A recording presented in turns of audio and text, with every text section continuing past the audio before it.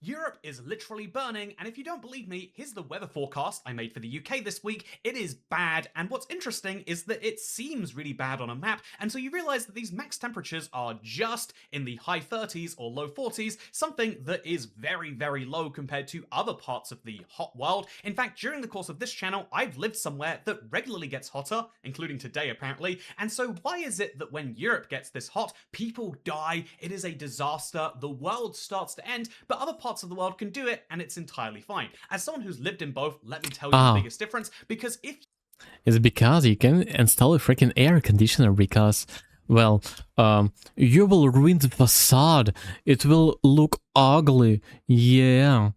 The only way to install an air conditioner is to make it invisible. Freak. you do have friends from Asia or Australia where it regularly gets hotter, they'll often say, in this accent, "Y'all don't understand that 30 degrees isn't even that hot. I actually wear a sweater when it's 30 degrees because I get a little chilly. Why don't y'all just use those air conditioning units?" And it is true that domestic air conditioning has existed for over 100 years. It's an easy solution to the problem, but yet one that seemingly isn't used. Why is that the case? What can Europe do? And what is the future going to look like? Let's go into all of that today, but let's start by saying that 30 degrees is hot. Just objectively speaking, don't be a stupid idiot and say it's not hot to me. We have the science on this. If you are above about 20 degrees, that's where humans like to be, your sleep efficiency drastically decreases. Your work productivity drastically decreases. Your school learning, the amount of knowledge you can pick up, drastically decreases. When we get hot, we stop being good at being humans, and some people love that because you lay on a sun lounger and you be a really bad human, but I like to be a good human. Yeah, so basically I'm used to work in a kitchen, and in a kitchen with when it makes 37 degrees outside, in the kitchen it's somewhere above 45 degrees. Everyone is transforming in a freaking vegetable.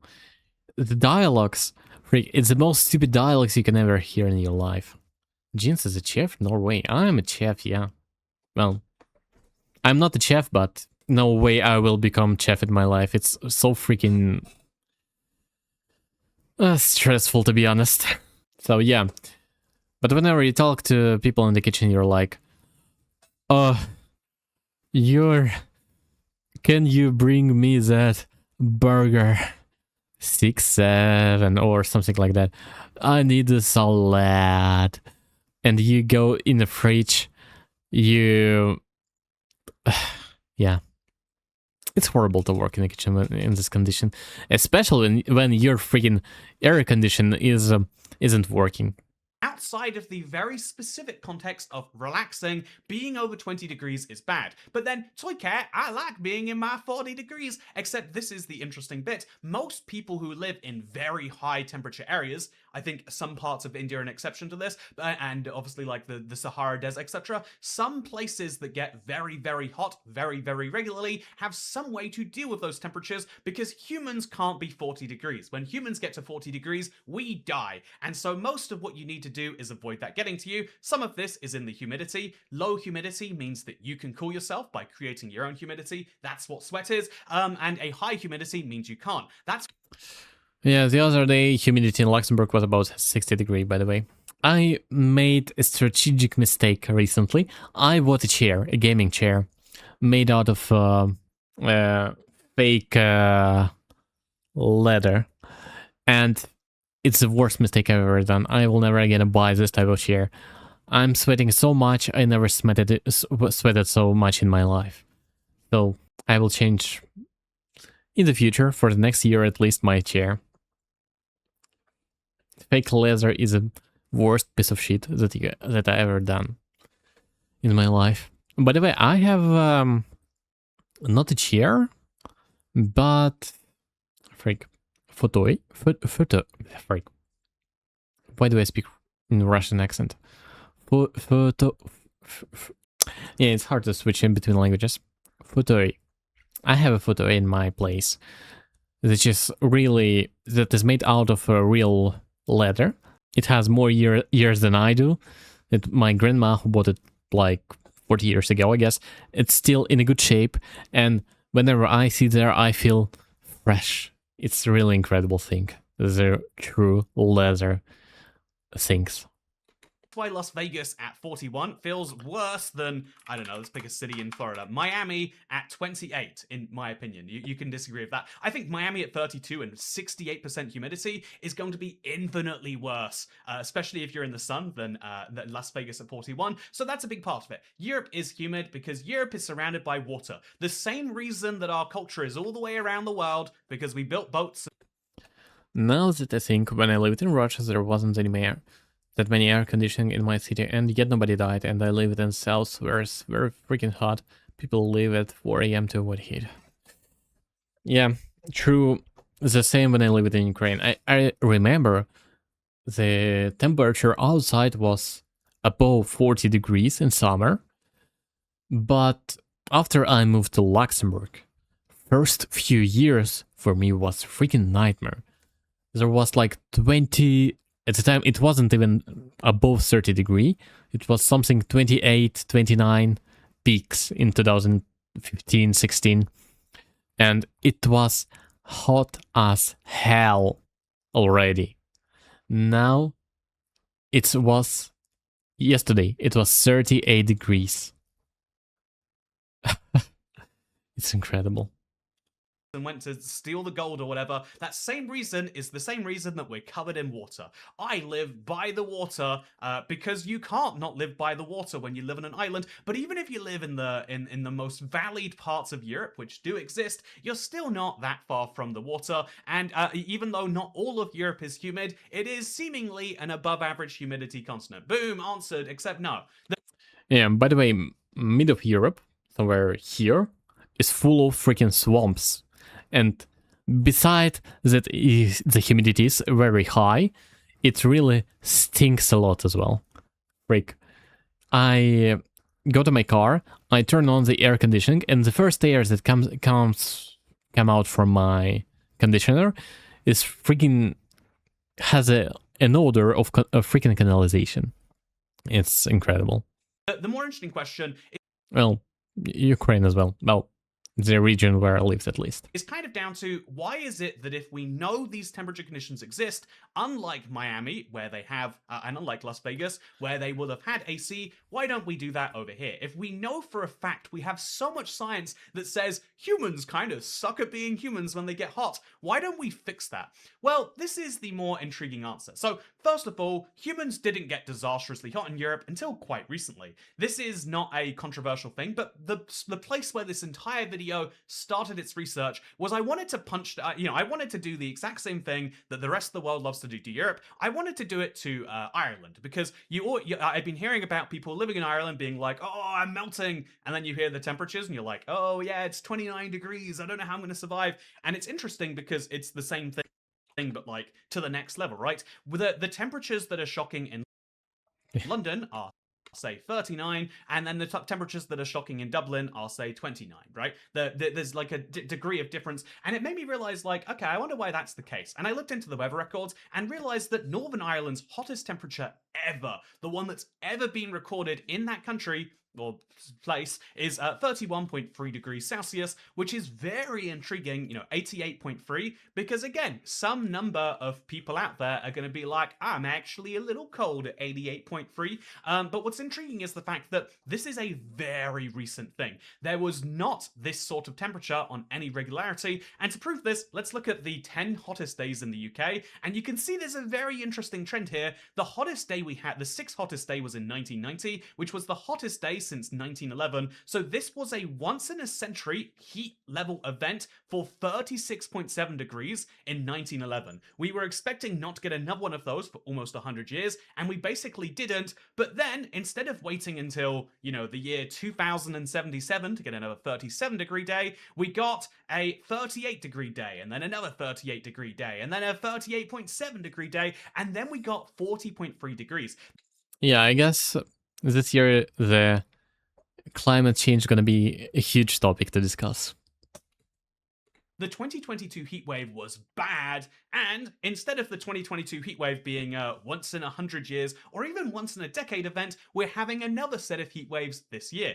The sort of thing that was once in a century and then a couple times in a century is starting to become multiple times a century, and this is why I think it is that people are dying. We do expect that we have ways to cool people down 5 degrees without having to use air conditioning, 6 or 7 or 8 degrees without using air conditioning. And when it gets really bad, you go, oh, this sucks, but it'll be one day and, etc., etc. But now these really bad temperatures are becoming regular, like Daily, freaking daily. they are elsewhere. This is why it is so bad. To put it in graph form instead, the UK annual average temperature, just take the entire year's temperature, average it out, has passed 10 degrees for the first time because of 2022. It's technically dipped back down, but that means that these temperature fluctuations seem to be leading us to more regular up events. People love to say, and I just absorb this as part of the osmosis, people love to say that it's actually getting more extreme in both directions, and on a worldwide level, I'm sure that's true, but on a UK level, no, it's not getting drastically colder. We're not getting much more snow than we did before. The last major snow events were in the 80s. Maybe that will change. Maybe we'll get a bunch of snow and a bunch of super cold, freezing below 0 days in England. But you can see that actually what's interesting is that we are just getting hotter. Unlike a lot of places that are going through extreme natural disasters, the UK is just getting hotter, and more critically, instead of just getting hotter overall, which is technically happening, what's really happening is the number of freak days are getting higher and higher. The number of days where the median temperature was above 25 is none until 1950, and then you can see that we got another one in here, and we got a lot that are getting closer and closer. The UK is getting hotter. England is getting hotter. Northern Ireland is getting hotter. Regular Ireland is getting hotter. Not Diet Ireland, I guess. Full Doesn't help the fact that we lived in a micro ice age for 2k years. Well, that was just a cycle. full sugar Ireland is getting hotter, and so is the rest of the continent. That is why it is that we are unprepared, because if you have a 20-degree average day, you don't need air conditioning. If you have 25 degrees, it might help. At 30, you probably want it, but how many 30-degree days are there? And at 35, you kind of need it. This is the drastic shift that has happened in Europe, and so what you would expect, now that we are seeing more of these days, is that people would start installing air conditioning. But there's a catch. It's Europe. There's always a catch. And so here's the basic scoop of it, in my opinion. By the way, I do have to point... Climate cycle is a problem. I agree, yes, this is where actual climate change is effect. Yeah, well, the climate change right now is more... It's a cause of a presence of... Well, it's not like a climate change. The climate is still the same, but heat waves are hitting harder each year due to dioxide of carbon present in the atmosphere. So, what can we do with that? Not a lot. Planting trees doesn't help much, actually. What else? Stoking somewhere in depths of the earth dioxide of carbon,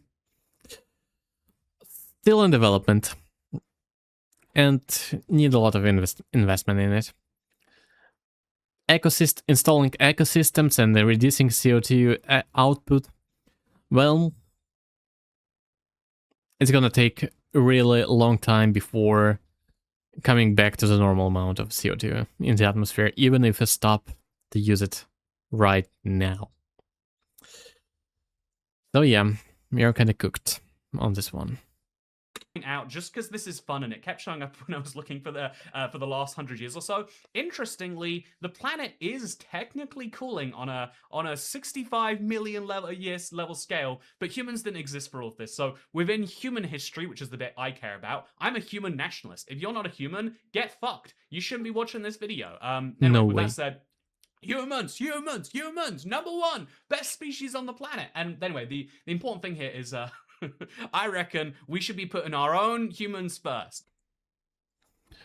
Funnily enough, planting trees, well, do help, will be almost useless because the actual lung of the earth isn't the Amazon rainforest, but the Great Coral Reef. Yeah, that's true. Basically, trees are helping to recycle dioxide of carbon. That's a fact. But even if you plant trees right now, it will take freaking years before it will eventually grow big enough to recycle a lot of dioxide of carbon. And secondly, it will not reduce the output of dioxide of carbon. The coral reef is dying like crazy. Well, I would kill 100 armadillos to save one human being, and if you wouldn't, then I question your loyalty to the species. Maybe you should be killed and fed to the armadillos, is what I say. But then we'd have to kill 100 more. We'd have to kill hundreds more armadillos just to make up for that death that we've caused. Anyway, the interesting thing here is you can see that Europe is massively lagging when it comes to air conditioning. This is, I mean, like, obviously, it does have to be said, Africa is doing worse, but basically everywhere else in the world where it gets hot regularly, Asia Pacific is a broad term, but all the relatively well off bits of Asia, air conditioning is the norm. I'm going to try and prove this to you by right now coming from New Jersey and just showing you a random place in, I don't know, Hong Kong, let's say. It's one of the most well off bits of Asia. I'm going to see 100 AC units no matter where I drop this pin. Here's me on a random street, and oh no, I don't see an air conditioning unit, except wait, 1, 2, 3, 4, 5, 6, 7, 8, 9, 10. 6, 7. There is literally 100 air conditioning units everywhere that I dropped. This building looks so shabby. I mean, I bet it's still worth $1 million an apartment there or something. But this building is kind of shabby looking, right? But yet everyone there has an air conditioner. And yet, if I go to the richest postcode in the UK, I'm not exaggerating, the very richest postcode is called the Sandbanks in, I want to say it's Pueli. That's where I learned to drive, fun fact. But I think this is the Sandbanks of... It can't be in Poole then, I guess. I guess I'm stupid. I'm just going to type in the word Sandbanks. It is in Poole. Okay, so this is the Sandbanks in Poole. Okay, it's over there. I'm stupid. So if we now look at the richest postcode in the UK, for comparison, let's see if we can't see the same number of air conditioning units. This isn't an apartment building, so it's not a fair comparison. If we look over here, do you see an air conditioning unit? I don't see an air conditioning unit. I see like a boiler condenser. You know, these are people with an immense amount of money. Well, okay. I have to clarify this one, I guess. In Europe, you can install an air condition in one condition. Nobody should be able to see that when passing in front of your house, so it should be hidden. Maybe you have some compartment on your roof that is like hidden from some angle, but in most cases there is just a giant tunnel that goes underneath your house, and somewhere far away on your backyard is installed an air conditioner box. It depends on the country as well, yeah, but since Europe is mostly regulated, then this is what it is. But it's more applied to old houses, like historical.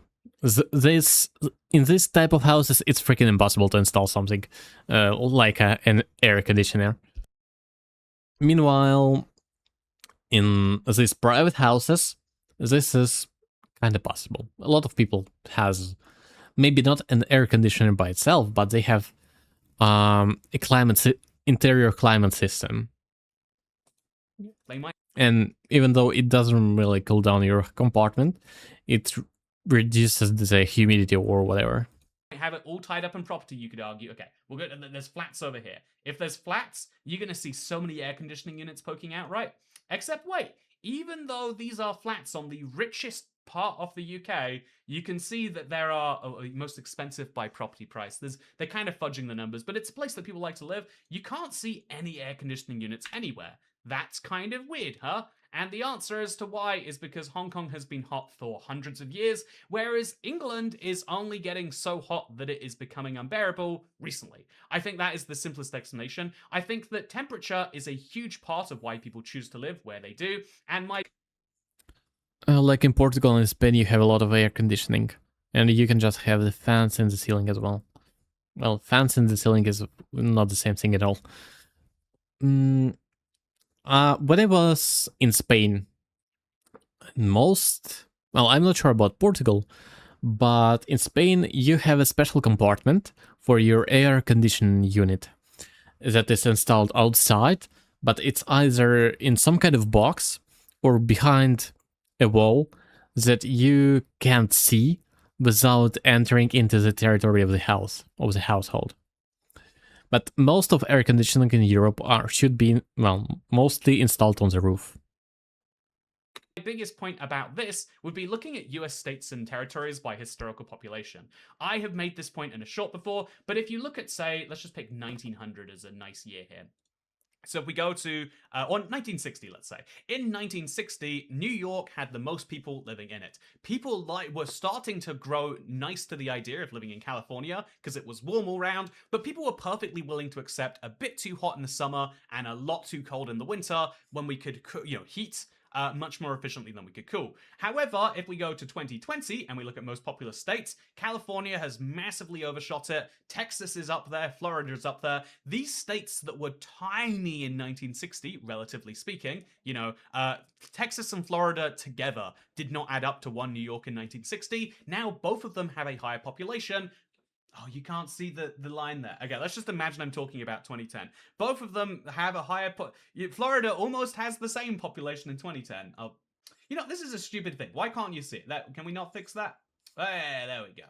Anyway, so as you can see in 2020 here, the in Texas, you can see that the population has massively overshot New York. The same is true for Florida because people are willing to live places where they don't feel like they are going to die. People like to live places where they can do stuff, and what has been the biggest addition of people's quality of life?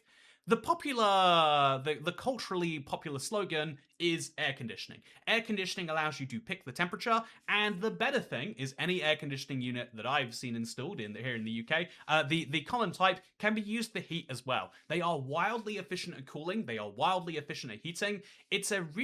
Temperature control is a solved problem, but it's an expensively solved problem. And so, as you can see, unlike the Asia Pacific, where air conditioning has become the standard, the Middle East is shockingly low, man. It's the Middle East.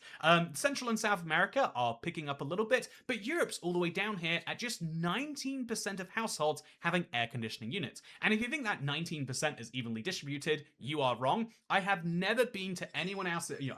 I am being air conditioned as I say this, by the way. I don't mean to flex a little bit on you, but there is some cold air breezing on me from above. I've never met anyone else have air conditioning. The fact that that is a flex, right? I have 3 rooms in my house that have access to cold air is like, wow, are you a millionaire or something? And like, obviously I make geography videos on YouTube, but like the more interesting part is like, if you look at air conditioning demand per 10,000 people, so basically you can work this out and say that like, yeah, there are some parts of Europe where lots of people want AC, where the AC demand, this is 2018, this is before the big 2 heat waves, things have gone up since then, but you can see that parts of Europe were moving towards AC, but parts of Europe still in 2018, I was one of these people were going, it only gets hot a few days a year. It would be stupid to get an air conditioner just to be comfortable on those, especially given that cars already have ACs, public places, big ones, often already have ACs. And so the air conditioning revolution just never really came to Europe because it wasn't needed.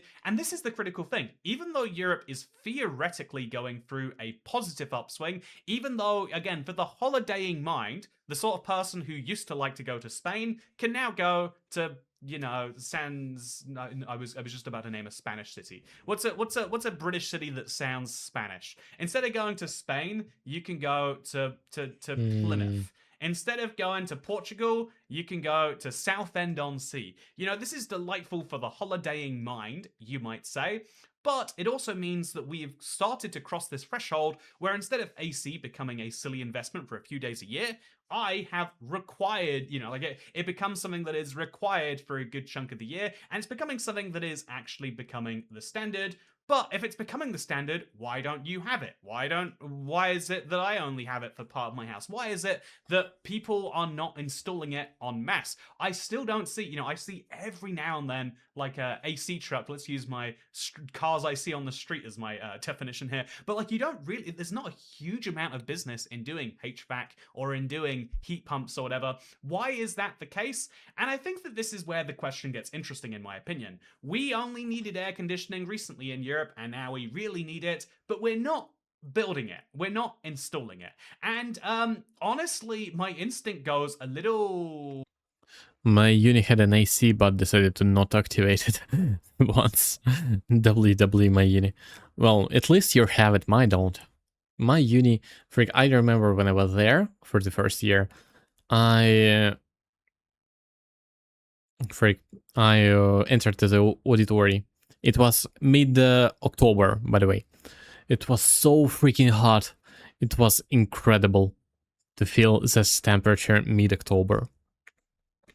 Okay. So my instinct is kind of like borderline conspiratorial. Anything that's really, really useful and needed, I feel like governments in Europe like really discourage until it's like sorted for the, like the people that need it most. We're talking COVID masks. We're talking. There's a lot of things where it's like, no, you don't need that. You'd be stupid if you have that. Okay, now that we have it, you can do it. And there's an argument this is the best way to do it. I'm glad that my local library. So obviously, as everyone knows, I live in Watford, and so my local library or my local TGI Fridays, they have air conditioning, and that's way better because everyone can use the TGI Fridays air conditioning. Everyone can use the Watford.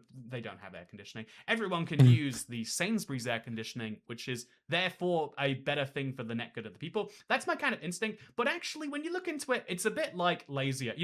It's like I say, it's like I often say, like people love the conspiratorial thinking is a nice angle that someone has a plan, and even if it's a nefarious plan, at least it's a plan. What's actually going down in Europe is we are, I think broadly speaking, struggling with electricity prices. So here's the map I was trying to show, the graph I was trying to show you earlier. Wow, we were heading out of an ice age already, and then we started heating up our planet a little bit more, seemingly throwing a bunch of warm gases out there. But what's interesting is this idea that, like, yeah, if you look at electricity cost, therefore the places where people are most refraining from installing additional things that use electricity, you can see that basically all of the top countries Luxembourg is not on the list, I'm offended. Wait. countries are in Europe. There's Japan up here, which is a Yeah. notable outlier, and then there's Singapore down here. But still, the US in 2020, prices are going up. To be honest, that doesn't help that European countries are extremely bureaucratic, like a freaking headache to deal with. Even if we all need something, we needed to talk about it 10 years before we actually need it. Yeah, that's true. Since then, I remember I moved in when I did live in Vegas. People were complaining about like 13 cents a kilowatt hour, and I was like, I would literally kill armadillos, hundreds of thousands of them, to get prices this cheap. Because right now, this very second, I'll find out for you, the amount that I pay for my electricity is shockingly high. If we I'm gonna go into my app. I do have one of those funny plans where it changes every single minute, but I pay 30p per kilowatt hour, which means that I'm paying right now 30p 2 cents. Is it gonna know I mean USD cents? Damn it, it doesn't know. US cents. Wait, I'm not quite sure what this electricity prices has upped about, because air conditioning is something that, well, obviously, if it's turned on the whole day, it will consume a lot, but 2 hours a day, well, maybe 2 times 2 hours a day, 4 hours a day is enough for it to work. And the technology on itself doesn't consume a lot.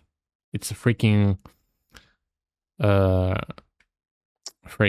heat pump. Yeah, it's a freaking heat pump. Heat pumps are not consuming a lot. As you can see, 30 pence is about 39.5 to 40 cents. I'm paying 40 cents per kilowatt hour, which is literally triple the amount, which is, I don't know, anyway, complaints over time.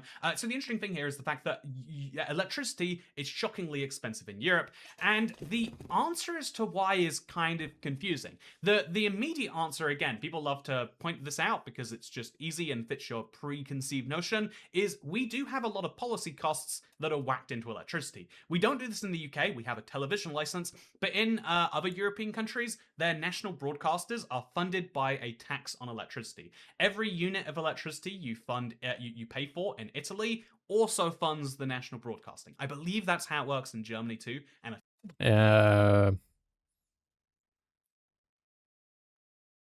no. few other European countries. But like, you know, that's a silly example. A less silly example is there is a lot of decarbonization That's what Brexit makes with people.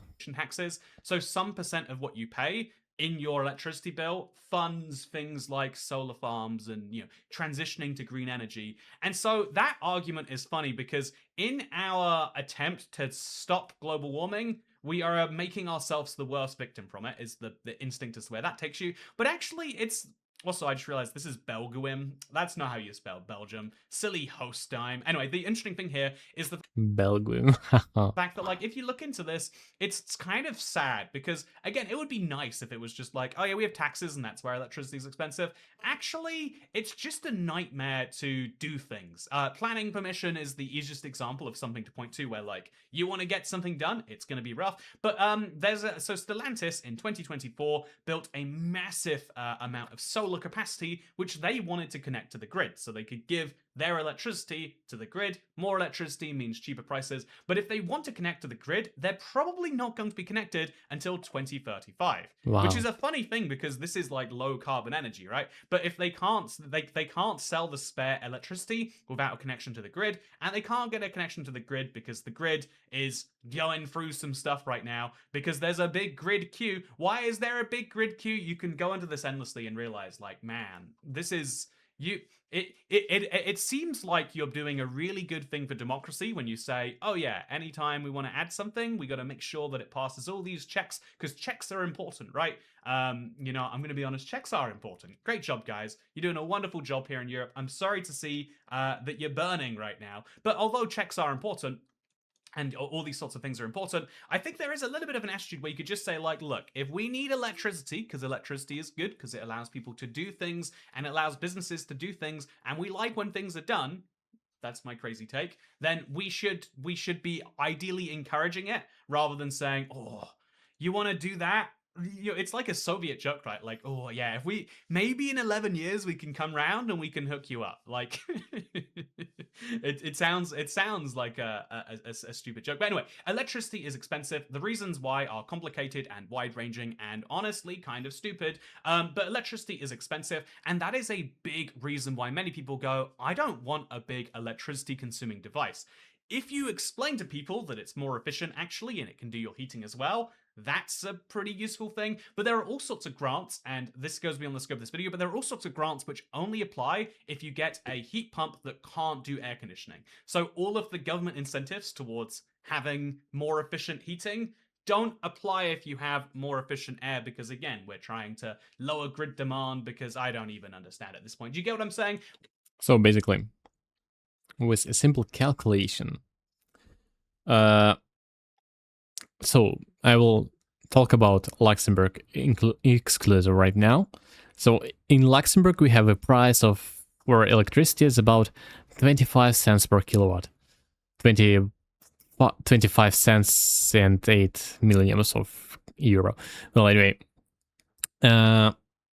so in average, air conditioner in an hour consumes 1 kilowatt, which is not that much. So 25 cents per hour of it working. If you use it 4 hours a day, it's only $1, €1. Basically, if you use it daily, it will cost you around $30 per month more than you used to. If you don't, well, obviously you won't use it every day. That's, to be honest, the biggest problem for me, at least, isn't the heat, is the fact that I must be active during the heat. Like, mother, let me drink and sleep. Well, I can't even sleep during the heat, so for me, the heat is a problem. We are going but the price is not really a problem for Europe, in my opinion. through a bit of a that there is literally the temperature is at our door. That we can't just pretend like, oh yes, we will wait 12 years and then maybe we will make a committee and then we will see if that committee can come up with solutions. We have a temperature crisis right now, and clearly, outside of throwing a giant ice cube in the ocean or something every year, we're probably not going to be able to solve this one by we're not going to be able to solve this one with laws. Even if we stopped carbon emitting as Europe as a whole, the world is still going to raise in temperature. Even if as a world Mm-hmm. we stop emitting CO2, it's likely that temperatures are still going up. We have a big problem, and the solution is kind of complex because we know that it's bad when people are hot, but we also know that it's bad if too many people use electricity. It drives up set prices. And so, how do we solve this? The answer is we stick our fingers in our ears and we go, I don't know. But if you want the simple answer as to why it is that Europe is burning, it's because we don't have air conditioning as standard, and it's very hard to get it to become the standard, at least as far as I can tell. Yeah, Yeah, that's a good way to end it. I wonder if they have air conditioning in Switzerland. he's right on the one. He's right on that one. The lawmaking process is a bit slow in the EU, and even slower in the non-EU part of Europe. Yeah. Actually, okay, so based on this map, the hottest part is seemingly around Paris. Do Parisians have air conditioning? Let's do the random street check. This is the only way to know for sure. So we go to a random street in Paris and we look at the apartments. Do they have air conditioning units? No, they do not. They are in 42 degrees heat. I'm guessing like some of that's probably like to preserve the beauty of this place. But I think that beautiful places are the ones where humans live. That's my crazy take. That's my really crazy take. I hope that you enjoyed this video, and I am going to make a video about Spain soon because this is only broadly geography related. There's an interesting thing actually. Should we go on a little tangent? Should we go on a little tangent? You feeling like a tangent at the end of the video, even though it's clearly done?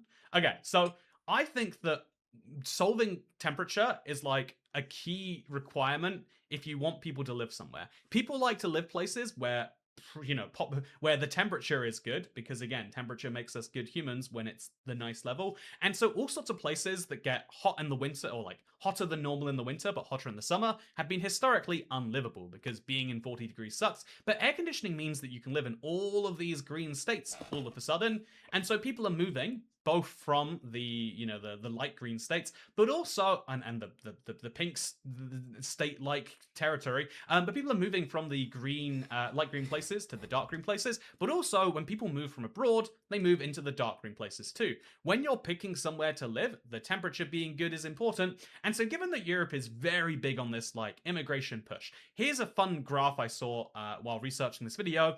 Did you know that in 2009, this was the Yeah, Luxembourg, let's go. The number one of refugees. share of immigrants per country. It's by percent, but you can also see total numbers. So if we look at, say, Sweden, they had 547,000 foreign citizens in 2009. If we look at 2024, Luxembourg, let's go. you can see that Sweden has gone up from 557,000 to 1.6 million if you just count outside EU, and 2 million if you count all of it combined.